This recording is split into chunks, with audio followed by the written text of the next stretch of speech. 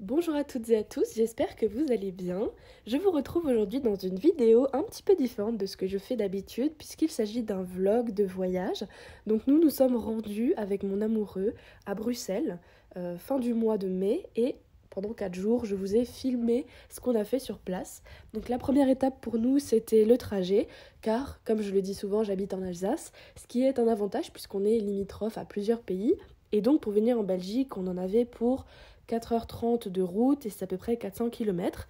Donc on l'a fait en voiture, mais on l'a pas fait d'une seule traite. Donc on a évidemment fait des pauses, comme avant sur les rushs, vous voyez, on a fait une petite pause café et on s'est partagé le trajet en deux.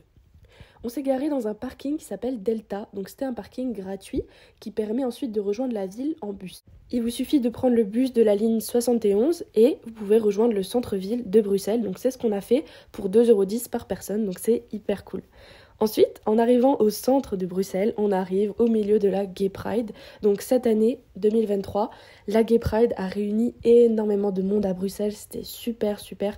Il y avait vraiment beaucoup de musique, des DJ, évidemment des messages qui ont été passés, beaucoup de drapeaux, etc., des costumes, enfin bref. C'était super comme d'habitude. Alors habituellement, je la fais à Strasbourg, pas à Bruxelles. Là, c'était vraiment un autre niveau.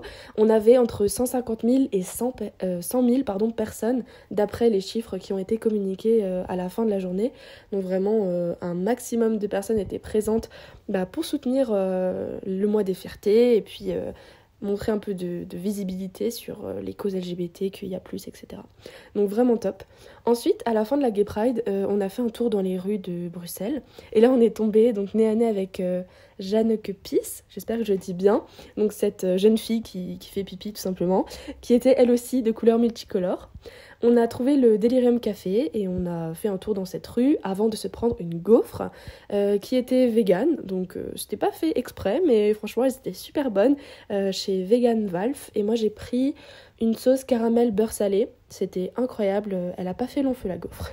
Ensuite, on s'est rendu sur la place principale, donc la grande place de Bruxelles, avec le musée de la ville, l'hôtel de ville et aussi le musée de la bière. Alors, on est resté à l'extérieur pour commencer et franchement, elle est assez impressionnante. Elle est entièrement piétonne. Ensuite, on a continué notre route vers un bar sympathique et là, on a croisé pas mal de street art, donc notamment des références à des BD comme Tintin et puis en lien avec la Gay Pride. Et on a croisé le fameux Mac and Peace. Voilà. Et ensuite, on a trouvé un bar et on a pu se poser en terrasse, ce qui était super. Alors le nom du bar, j'arrive pas à le dire, c'est le Poschenenkellerder. Je vous mettrai ça en barre d'infos, mais franchement incroyable avec les vélos sur la façade. Il y avait énormément de choix dans la carte, donc on a pu déguster des bières. Vu que c'est quand même un petit peu la chose à faire à Bruxelles. Moi j'ai pris justement la blanche de Bruxelles, elle était incroyable. Vraiment un 9 sur 10, à consommer avec modération évidemment. Ensuite, on a continué à explorer un petit peu la ville et toujours on a croisé donc des petits clins d'œil à la Gay Pride et des bâtiments entièrement multicolores. Et ensuite, on a eu faim, donc on s'est rendu dans un restaurant indien qui s'appelle le Bombay Inn. Et franchement, super découverte. Moi, j'ai pris des beignets de légumes. Ensuite, on a pris des nanes au fromage et du riz au curry, etc. Et franchement, c'était excellent. Encore une fois, je dirais 9 sur 10. Ensuite, je voulais aussi vous montrer un petit peu le Airbnb dans lequel on était, donc voilà à quoi ça ressemble. Il est assez minimaliste en fait, pareil, j'ai pas forcément fait exprès dans le choix parce qu'il n'y en avait plus beaucoup de disponibles, mais il était super spacieux, minimaliste, blanc, simple, efficace, pratique. Ici, vous voyez donc il y avait la salle de bain avec un miroir, et en plus, on avait une superbe vue sur la ville avec un coucher de soleil, donc c'était super.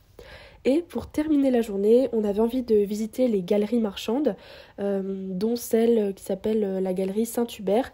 Il y avait des chocolats, ils avaient l'air incroyables. Et c'était super joli puisque les galeries, elles aussi, se sont mises aux couleurs multicolores. Et donc on a pu profiter un petit peu de ce spectacle qui n'est pas habituel.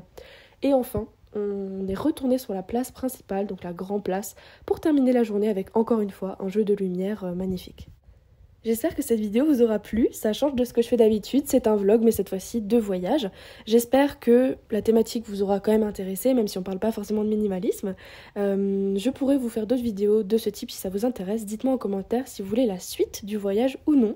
C'était un petit test pour moi, n'hésitez pas à liker, commenter, me dire ce que vous avez déjà fait à Bruxelles ou si vous comptez y aller, et à bientôt!